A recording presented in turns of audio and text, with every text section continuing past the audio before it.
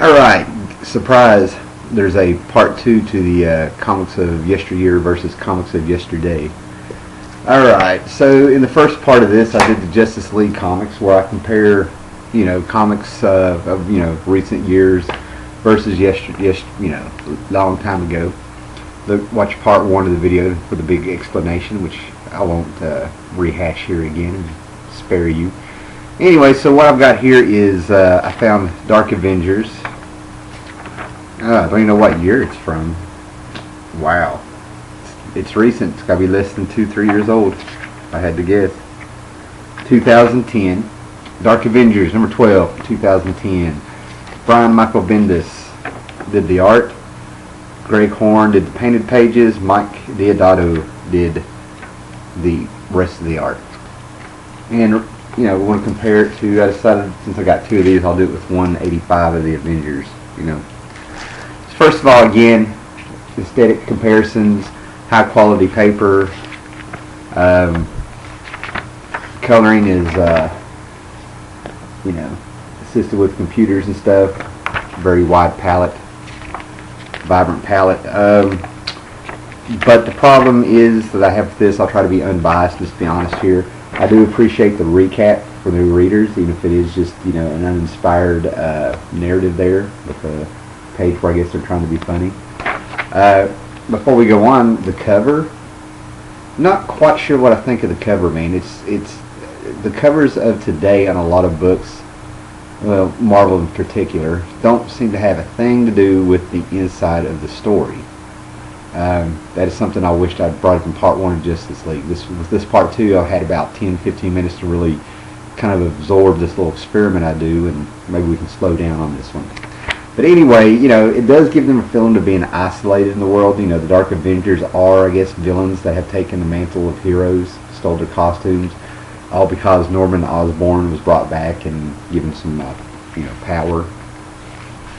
And right off the bat, the first real splash page, we do have a splash page, is, what was that, the Amazing Spider-Man number 38, I believe. We have, we got an evil-looking Spider-Man and, Green Goblin, and then he's falling,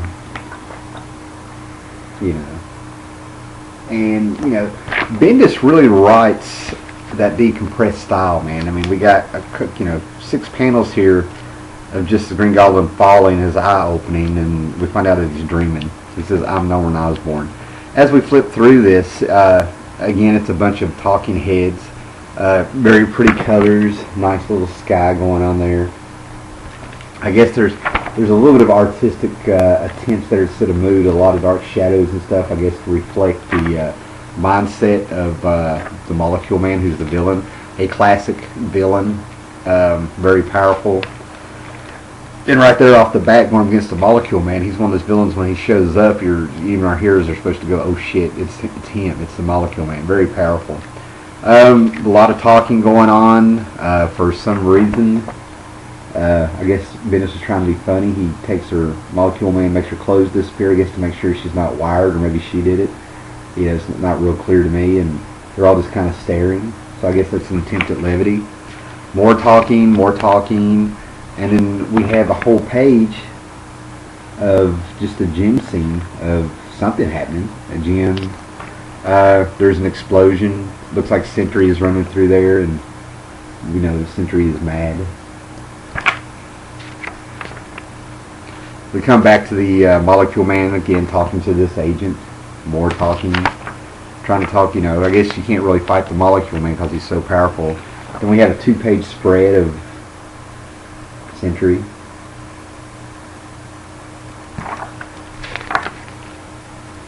Advertisement, little X-Men action there from Jubilee. And, we have more of Sentry busting through roofs. Looks like, it's not up to him why he's doing it. Molecule Man getting pissed. "You're in my world, Sentry." We have a Spider-Man advertisement. And we have pretty much the Sentry getting blown up. Yeah. We got a missile getting shot at the Molecule Man. We got a little bit of distortion in the artwork. A lot of pretty pictures. Almost have some Kirby Crackle in there. going back to that staple that Kirby had. Then we have the Sentry sitting there having the epiphany that he realizes why he's so powerful. He has the same power as Molecule Man. He controls molecules, and he more or less makes the Molecule Man disappear, just like that. Makes him blow up, and we have more talking heads. Everybody's freaked out by the Sentry, and naked Norman Osborn talks him into returning back, and everybody's having the revelation that you got your hands full, man, with that psychotic. Okay, so, bunch of heroes, Molecule Man, I guess trying to do a different approach to a fight. I can fly through this, flip through this. You can tell I'm not excited. I'm really trying to be unbiased here. And then all of a sudden we have Norman Osborn, a whole page of 3 pictures of him just collapsing. To open up a 2-page spread where it revealed that Loki is there. And Norman Osborn is saying, don't let them see you. And it's over. Less than 3 minutes to read this. I feel like it's more of a missed opportunity. I feel like you had the Molecule Man, you had more room for action. A lot of wasted space. Not a whole lot. Alright, so now we go to Avengers 185. It took me longer to review the book than to read it. This is written by Mark Gruenwald, Steve Grant, and David Milkeny. I think I said the name right. Pencils by John Byrne. Inks by Dan Green. 1979. Right off the bat, we still have a nice little glossy cover. It's on pulp paper. Price is 40 cents. Dark Avengers was $3.99. And let's see what we have here. We pick up Yesterday Quest. How ironic, I picked a book that had the word yesterday in it because it's yesterday versus yesteryear. Today versus yesteryear. And we automatically have the splash page where we see all our characters that are going to be involved. It's the Avengers team. The little recap, and the recap makes sense because they're talking to a cop, kind of giving a statement, if you will. Everybody's taking a little breather here, and right off the bat, you see Hawkeye being in character, kind of complaining about stuff. The Birdman didn't even throw one punch. Right off the bat, you know what's going on. We had that classic for fun. That's fun. That's the great Byrne walking away scene that he used with Cyclops, and it was used with Teen Titans and New Mutants like number 98, 99 or something like that. That's kind of cool. Somebody leaving. They all arrive at the mansion, and we're 3 pages in. We already know what's happened. We already know who's having problems. We've already had somebody take off and why, that looks like it's Hawkeye. Had a little conflict, and everybody's gone back to the mansion. Right off the bat, we get some character interaction. We have dialogue, we have boxes, we have more story per page. I'm already feeling more tension in there just from Hawkeye getting mad about Falcon throwing one punch, getting some attention, and him leaving for whatever his reasons were. I haven't read this in a while, so that's what's cool. This is from memory. Right off the bat, we've got Vision and Jocasta having a little subplot going on there. Everybody's heroes. If Vision's your favorite, he gets some time in the sun. And then all of a sudden we go halfway around the world to East Transia, probably supposed to be like Transylvania or something, and we pick up with, looks like Pedro and the Scarlet Witch. Our plot is moving along. You already got a feeling of momentum that this story is going somewhere. Quicksilver is reminiscing. We get a recap of what he believes to be their childhood. Advertisements. They're fun. Superheroes and O.J. Simpson with kids. That's funny nowadays, isn't it? A quick little recap, and all of a sudden we get another character, another villain.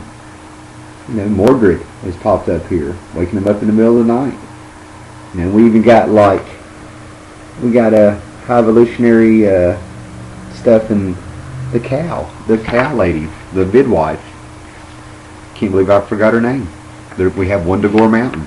We got these fantasy lands. We got like Transylvania. We got momentum.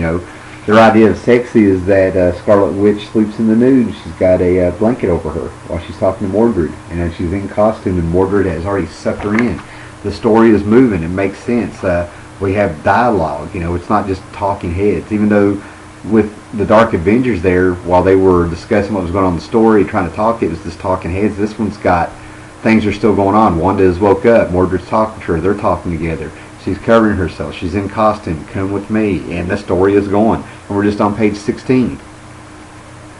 Automatically there's a little bit of action going on. You know, we see some magic going on. You know, it's just, you know, we've already seen science and magic, and we're traveling around the world, and we're on an adventure, and we're seeing great landscapes. Great composition, great art by John Byrne when he was still hungry. You know, we were still watching John Byrne's art evolve. And look, even threw in a man thing. Makes me happy when my man thing pops up. It's awesome. Anyway, and then we have some tension, you know. We have Quicksilver wondering where Scarlet Witch is at. You know, she's been taken out. She's out. Something's right, you know. Our hero is actually in peril. You know, they're not going to talk their way out of it. We got Quicksilver running all over the place trying to find her. He can't do it. We got some emotion going on there. What am I going to do? You know, he failed. He can't find her. And he gets a little hint from a local about their party up there on Wundagore Mountain. And look, a Superman advertisement in a Marvel book. Get you some kryptonite rocks. You know, just even the advertisements are more fun. And that was by pure accident, you know, I'm sure. And we got Quicksilver running up the hill, and he can't do it. He can't get up the hill, and he wakes up, and look, she's returned. Oh, I can't believe I forgot her name. Our cow lady. That's a cliffhanger. Knights of Wundagore. Now, that was real quick. This was a comparison, not a review of the book. I want to be unbiased here. And in the part one of this video, I said that, you know, I said this was inspired by Agent 42Q and James Crowder 77. James Crowder inspired me a bit because look at the prices of comics nowadays. $3.99, $2.99, you know, and up. And look at the prices they were when they were on the cheaper paper and everything like that. You know, 40 cents, 60 cents, 75 cents, $1, $1.25, $1.50, $1.75. I was there. You know, I watched them go up. And this is a hobby, you know, and I know these companies need to stay in business. They can put this out there. It is a business, and, you know, I realize that. But, you know, this is a hobby. And James Crowder 77 made me so proud because, like, I've had videos where I get quarter comics. I go to flea markets. I haggle. I take some of the books from flea markets and I resell them. I have comics I don't read anymore and I get store credit. I don't really spend a lot of money on comics. You know, that's why I'm not getting the great big huge first appearances and stuff like that. The big books are worth money. You know, I find some gems every now and then. I got a whole set of V for Vendetta for less than like $7-8. Less than that. You know, I can go on and on. You found some Whitman comics I got for $1. Whitman variants and stuff. I mean, it's out there. You know, you got to dig if the opportunity's there. Opportunity's not there for everybody, and it's luck and it's the thrill of the hunt. That's part of the hobby. And James Crowder 77, he got a stack of comic books, 8 cents a piece, $6.75, had a stack that big. You have no idea how that warms my heart. The part of this hobby, the hobby should not like stress you out money wise, and the hunt should not be impossible, you know, with competition and stuff. It's all for fun. And another thing about the comics of the day and stuff like that, you used to go to the spinner rack to get them. And there's an excitement there because you didn't have internet, you didn't have a lot of spoilers, and the comics more or less stood on their own. Okay, you had a cliffhanger, you want the next issue, you try to keep track there, and sometimes you missed an issue because it sold out or it just didn't come in. That was part of the thrill. What's going to be there? You know, it was all new, and you didn't know what was going to happen the next issue. You know. But the books that you got, you know, this probably took me 15-20 minutes to actually, if I sit down and read it with all the narrative, the dialogue, looking at the pictures, moving the story, the cover relating to the story would have hooked me. You know, this is about Quicksilver and Quicksilver and his sister, Scarlet Witch. You know, they're getting their time to shine. You know, so, you know, a lot of the way we do these books, part of the game is having a little patience and rediscovering all this stuff all over again through flea markets and stuff.